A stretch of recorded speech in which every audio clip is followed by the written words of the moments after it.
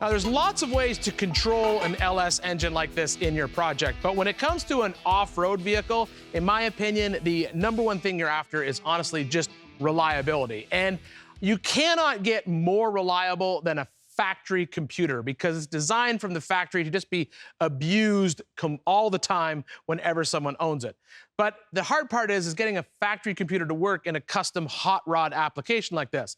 The best way to do that is with a HotwireAuto harness and computer package. I have one of their harnesses probably in 4 or 5 of my rigs, and I absolutely love them. They're always easy to install, they start every time, and they basically run like the motor is sitting underneath the hood of a stock vehicle, even though it's in either a Jeep or a rock buggy, or in this case, an FJ45.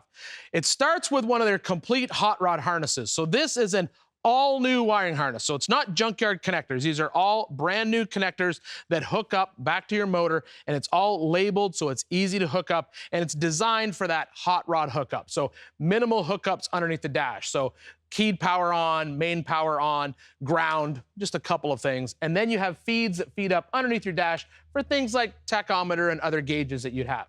You get a new fuse box that goes inside the car as well as the computer, and it's all fed through a firewall grommet that keeps the weather out. And the best thing is it's super easy to hook up, but if you don't know how to hook it up, they offer tech support. You can just call them up. They'll answer any question that you have. And like I said before, you have that factory ECU. So somewhere in this pile of wires right here, you got what's called the assembly line diagnostic link, or ALDL connector, sometimes referred to as the OBD2 connector. So if anything happens with the motor, you can plug a common scan tool into it, pull any codes out of the computer to diagnose why the engine might not be starting. That's the best of both worlds. You get the reliability of the OE plus the hot rod style from this harness. Gonna make that engine run right underneath there. So I'm gonna drill a great big hole in the firewall. There.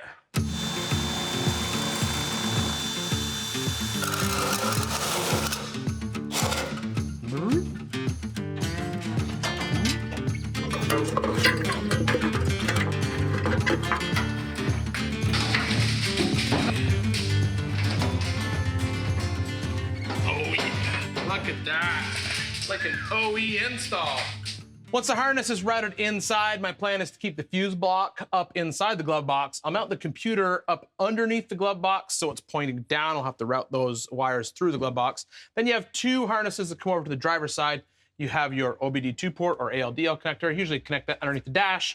And then you have your connection for your drive-by-wire throttle pedal, because this engine does not have a cable connecting the throttle pedal up to the throttle body. It's all electronic. So what Hotwire does, they turn off the displacement on demand programming inside the computer. That way the lifters always stay fully charged with oil and they won't turn in their bores and wipe out the cam. Gives me lots of power in the engine, prevents that common failure.